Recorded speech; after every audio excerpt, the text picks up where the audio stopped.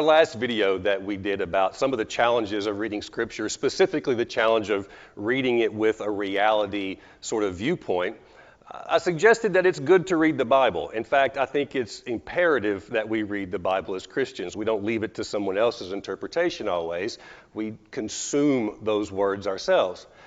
And the reason is this: it is the revelation of God. It's the special revelation. The Spirit of God has moved people to write their experiences, and we have these tombs, this wonderful book of scrolls right here at our disposal to see who God is. But my goodness, where do we start? There are so many places that we could look, and it gets confusing and overwhelming. So, like in our last video, I mentioned the book of Matthew. And in Matthew, there's an overriding theme, and that theme is there are two kingdoms in this world. There's the kingdom of Herod and the kingdom of Christ, or you could say the kingdom of evil, of Satan, and the kingdom of good and God. And in modern day, I'll argue there's a whole bunch of kings in this world that we can serve.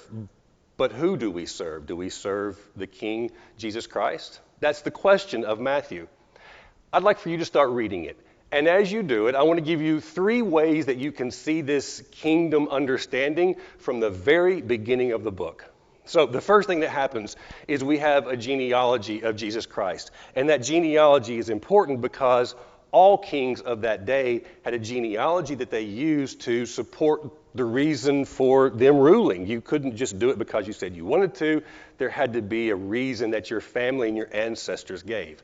So that's number 1. Look through that genealogy, and you might just find some names that are rather interesting if you work your way through it. The second thing is this: Jesus is born, and then immediately after that, the Bible of Matthew, Matthew then shows us that the Magi come from the east and come there to Herod and ask a very important question.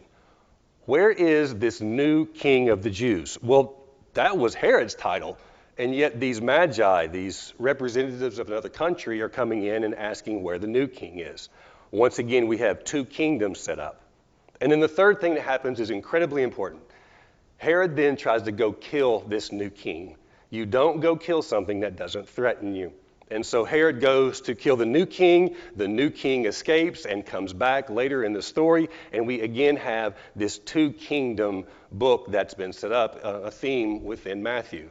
So as you go read the book of Matthew, and I hope you do based on this, go look for those places where you see these kingdoms set up and how they're separated and how we have to make a choice in this world of which king we're going to serve. And we serve the King, Jesus Christ, and no other king, and we are citizens of no other kingdom except that one of the kingdom of heaven, which has come near. God bless your reading of Matthew.